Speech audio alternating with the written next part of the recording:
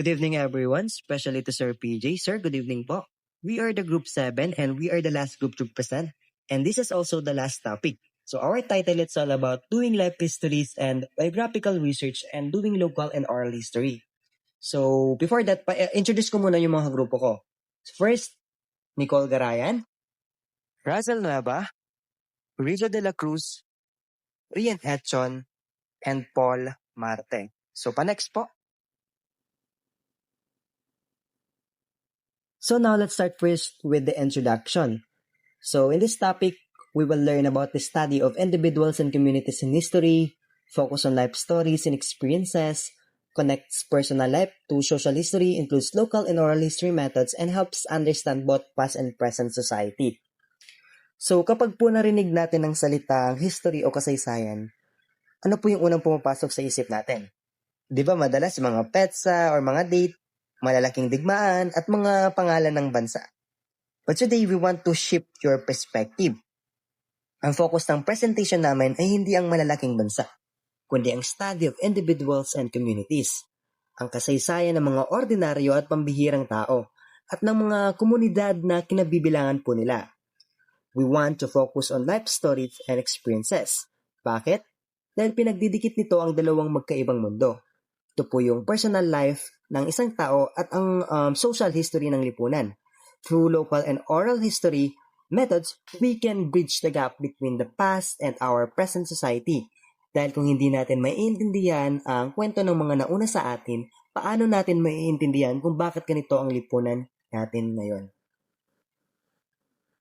So next po. Now let's move on to the main topic. By knowing ano nga po ba talaga ang life history. So ang sabi dito, ang life history daw po, it is study of a person's life story, includes your experiences and decisions and struggles, shows connections between individual and society, helps understand historical context of a person. So let's go straight to the heart of our topic, which is life history. Ano nga ba ang main point nito at bakit ito mahalaga sa pag-aral ng kasaysayan or sa pag-aaral po ng kasaysayan? So basically, the main point of life history is this. It is a study of a person's life story which includes their experiences, their critical decisions, and their deepest struggles. Kumbaga po, hindi lang po natin tinitingnan kung kailan sila pinanganak or kailan sila namatay. We look closely at their humanity, yung mga sandaling nahihirapan sila, at yung mga desisyong nagbabago sa takbo ng buhay nila. Higit po sa lahat, life history searches for the connections between the individual and society. Naniniwala kasi ang metodong ito na walang taong nabubuhay sa kawalan. Every choice you make, every struggle you face, is shaped by the world around you. Life history helps us also to understand the historical context of a person. Kumbaga po, sinasagot nito ang tanong na, bakit niya ginawa yun? Ano ba ang lagay ng lipunan noong panahon niya para magdesisyon siya ng ganun? So, ang example po natin dito is yung buhay ni Rizal. Kasama po dito yung kanyang education and writings. So, sa education siya po, nung nag-aral po si Rizal sa Europe, hindi lang po siya nagpakasaya doon. Nakita niya ang kaibahan po ng kalayaan sa ibang bansa kumpara po sa tindi ng pang-aapi ng mga Kastila sa Pilipinas. So, ang personal niyang karanasan bilang estudyante ay direktang konektado po sa social history ng bansa. The next one is the decision and struggles niya, which is kasama dito yung writings. Nung isinulat niya po ang No Limitangere at Al Filibusterismo, alam niyang pwede siyang mamatay. Iyan ay isang mabigat po na desisyon at struggles. Ginamit niya po ang kanyang personal na talino para tugunan ang sakit ng buong lipunan. So that's all about life history. May I call on Paul Marte? Narinig po ba ako? The next topic is importance of individuals. Individuals can influence history. Ang isang tao ay may kakayahang makaapekto sa takbo ng kasaysayan sa pamamagitan ng kanyang actions, decisions, at ideas. Kahit isang tao lang, pwede magkaroon ng malaking pagbabago sa society o sa buong mundo. Both famous of ordinary people matters. Hindi lang mga sikat na tao ang mahalaga sa history, kahit ordinaryong tao may contribution din sa community o society through the experience and hard work at simpleng action na nakatulong sa pagbabago. Action can lead to social change. Ang mga ginagawa ng tao ay maaaring magdulot ng pagbabago sa lipunan. Kapag may taong nagsimula sa magandang gawain, advocacy at movement, pwedeng maimpluwensya ng ibang tao magkaroon ng positive change. Individual shape at individual shape are shaped by society. Ang tao naapektuhan ng kanyang environment, culture at society, pero kasabay nito, nakakaapekto rin siya sa society sa pamagitan ng kanyang beliefs, behavior at contribution. Example, Jesus Christ influenced religion and civilization. Si Jesus Christ ay isang halimbawa na individual na nagkaroon ng malaking epekto sa history. Dahil sa kanyang teaching tungkol sa love, faith, forgiveness, maraming tao ang sumusunod sa kanya. Paniniwala hanggang ngayon, malaki pa rin ang influence niya sa religion, culture, tradition at pamumuhay ng maraming civilization sa buong mundo. Next po.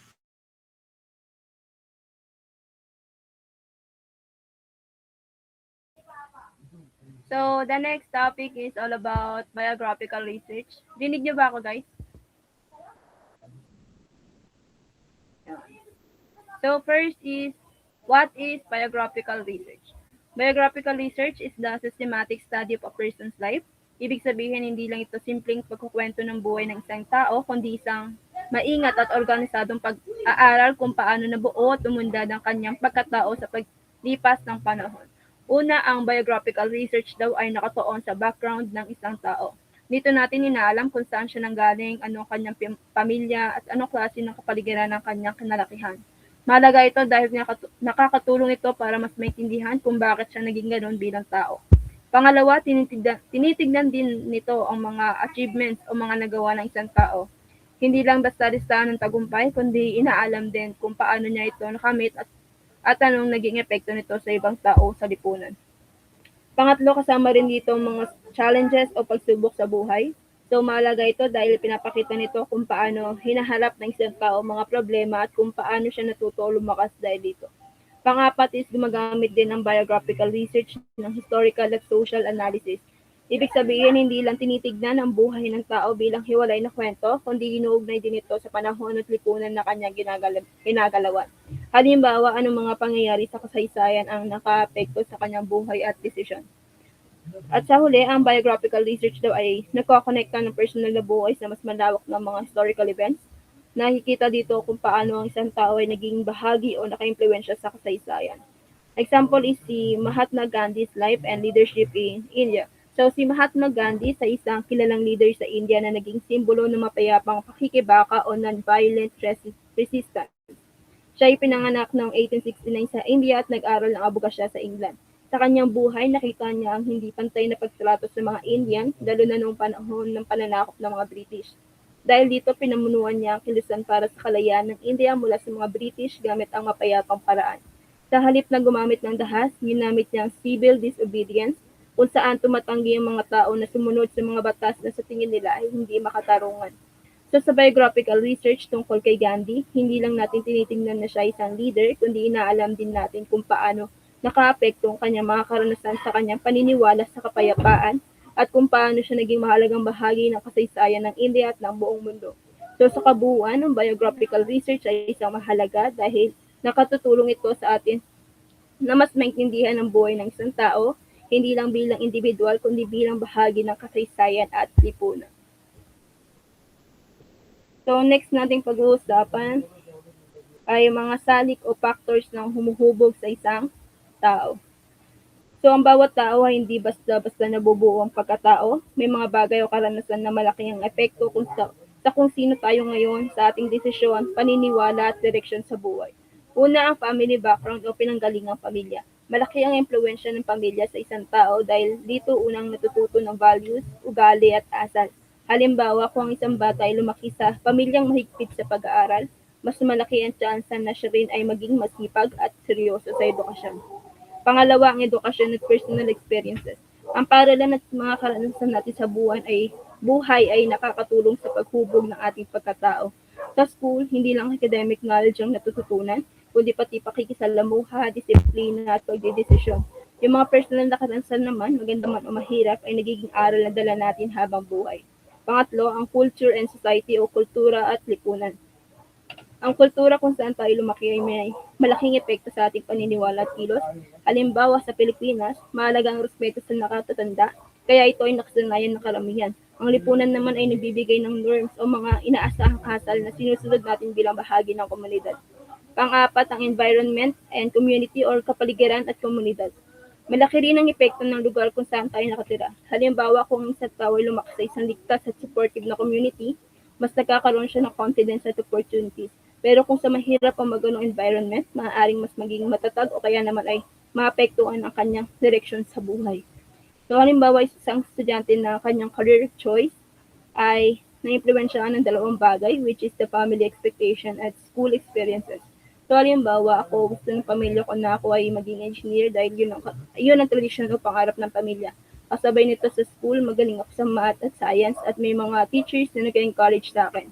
So dahil sa combination ng pamilya at school experiences, nahuhubog ang aking desisyon kung anong career ang tatahakin ko sa hinaharap. So sa kabuuan, ang isang tao ay produkto ng iba't ibang salik tulad ng pamilya, edukasyon, kultura at kapaligiran.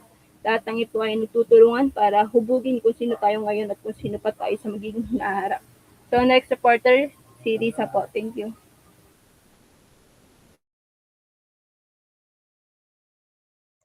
So, local history. First, study of history of specific place, focus on local people, event, and culture, shows everyday life of communities, make history more details and meaningful. So, tatalakayin natin ang local history o lokal na kasaysayan. Kadalasan kapag nag-aaral tayo ng kasaysayan, ang madalas nating nababasa ay ang mga malalaking kaganapan tulad ng mga revolusyon o ang mga kwento ng mga naging pangulo ng bansa. Ngunit ang kasaysayan ay nangyayari rin sa mas maliit at mas malapit na antas. So ang lokal na kasaysayan ay ang pag-aaral na nakasentro sa isang tiyak na geographical na lugar. Sa halip na tingnan ang buong bansa, nagpo-focus po tayo sa mga tao, kultura at pangyayari na humubog sa isang particular na komunidad. Dahil dito, nakikita natin ang pang-araw-araw na pamumuhay ng mga ordinaryong mamamayan. Kaya mas nagiging detalyado at mas madaling maugnay sa ating sarili ang mga aral ng nakaraan. So gaya po ng halimbawa nasa slide, History of Calamba, Laguna and its Agriculture. So kung gagamitin natin ang lokal na kasaysayan, hindi lang natin titingnan ang Calamba bilang silangan ng ating pambansang bayani. Pag-aaralan din natin kung paano ang pagsasaka at ang mga lokal na pananim ay nagbibigay ng kabuhayan at nagpabago sa pamayanan at kultura ng mga taga-Calamba sa paglipas ng panahon. Next reporter, Rian.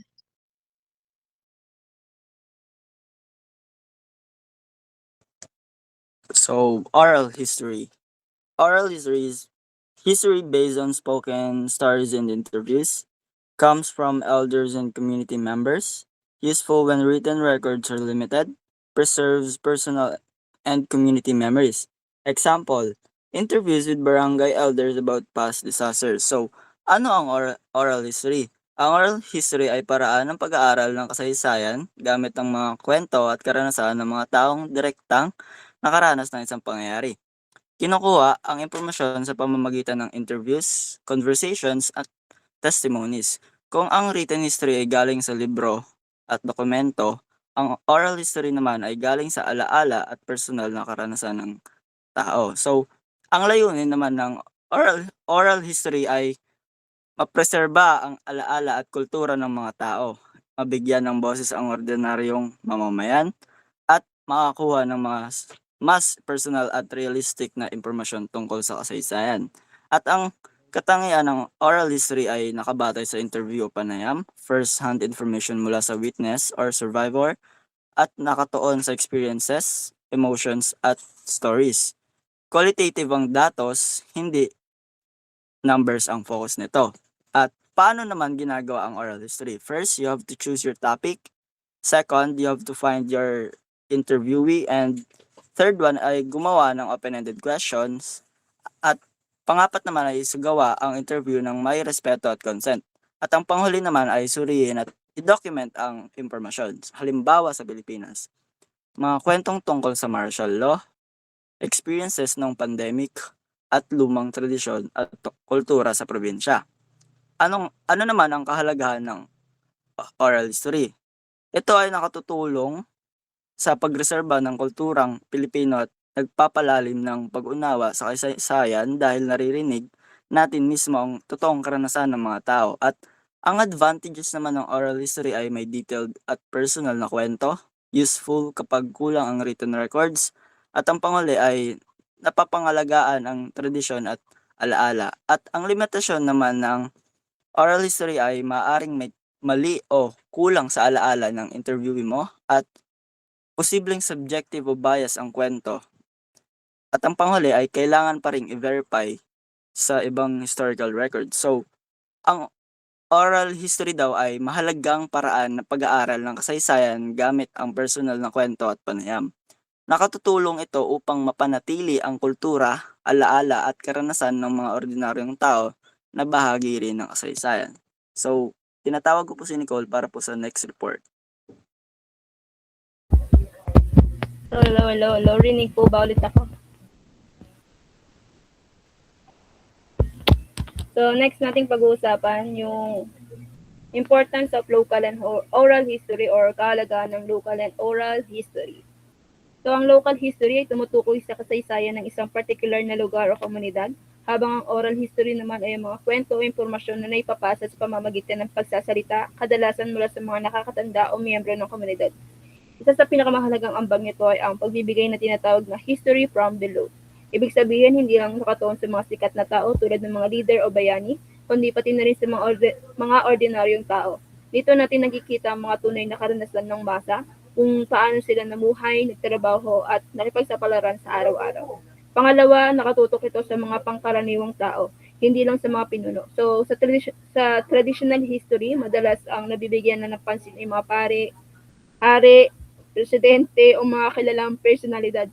Pero sa oral at local history, mahalaga rin ng boses ng mga magsasaka, mangingisda, manggagawa at iba pang miyembro ng komunidad. Pangatlo, ito ay mahalaga sa pagpreserba ng cultural heritage at tradition. So sa pamamagitan ng mga kwento ng mga nakatatanda, nito pa sa mga kaugalian, paniniwala, pagkain, tradisyon at maraan ng pamumuhay ng isang lugar. Kung wala ito, posibleng makalimutan o mawala ang ilang bahagi ng kultura. Pang-apat, nakakatulong din ito sa pagdagdag ng mga kulang o nawawalang detalye sa written history. Hindi lahat ng pangyayari ay naisusulat o naitatala sa libro, kaya ang mga kwento mula sa tao mismo ay nagbibigay ng mas malinaw at mas kumpletong larawan ng nakaraan. So halimbawa, ang mga kwento ng mga mangingisda tungkol sa pagbabago ng kanilang kabuhayan sa paglipas ng panahon. Halimbawa, noong unang panahon, maaaring mas saganang huli nila sa dagat at mas simple ang kanilang kagamitan. Pero sa paglipas ng taon, maaaring nakaranas sila ng pagbabago tulad ng climate change, pollution, o modernisasyon ng fishing equipment. Sa pamamagitan ng kanilang mga kwento, mas naiintindihan natin kung paano naapektuhan ng kanilang pamumuhay ng mga pagbabago sa kapaligiran at lipunan. So sa kabuuan, ang local at oral history ay napakahalaga dahil nagbibigay ito ng mas malalim, mas makatao at mas kompletong pagtingin sa kasaysayan. Hindi lang ito tungkol sa malaking pangalan o malalaking pangyayari, kundi pati sa mga buhay ng mga ordinaryong tao na bahagi rin ng ating kasaysayan. And that concludes my part. Thank you for listening. And now may call on Russell Neva to continue the presentation. Thank you. So now let us move on to the summary and then the references. So the overall summary of this topic, life history, biographical research, local history, and oral history help us understand the connection between individuals, communities, and historical events. These approaches make history more complete, inclusive, and meaningful. So overall, bakit nga ba natin pinag-aaralan po ang lahat ng ito? It is because these are not just random methods. They help us understand the deep, intricate connection between individuals, communities, and historical events. Kumbaga po, kung ang traditional na kasaysayan ay nagbibigay sa atin ng pundasyon, itong mga metodong ito naman ang nagbibigay ng laman at kulay sa history. So these approaches make history more complete, inclusive, and meaningful. So dahil po nga sa mga ito, hindi na lang basta static o boring na impormasyon ang nakukuha natin. Mas nararamdaman natin na ang kasaysayan ay kwento ng mga totoong tao na may mga pangarap, desisyon, at kontribusyon sa mundong kinabibilangan nila. So, para naman po sa kredibilidad ng aming ulat, narito ang references na naging gabay para mabuo po ang presentasyon namin na ito, which is una, ginamit namin ang aming course module on doing life histories and biographical research. As you can see there. Pangalawa naman po, ang aming course module on doing local and oral history. At kumuha rin kami ng mahalagang tala mula sa isang academic text sa script, particular na ang readings and Philippine history. Sinasabi po namin ito upang patunayan na ang lahat ng aming ibinahagi ngayon ay base po sa legit at maaasahang batayan. So to formally end our report, we want to leave you with this final thought. Ang kasaysayan po ay hindi nagsisimula at nagtatapos sa mga pahina ng textbook. Nagsisimula po ito sa ating sarili, sa ating pamilya at sa ating sariling bayan. Ang bawat isa sa atin ay gumagawa ng sarili nating kasaysayan araw-araw. So on behalf of my group mates, Nicole, Riza, Rian, and Paul, maraming salamat po sa inyong pakikinig at atensyon.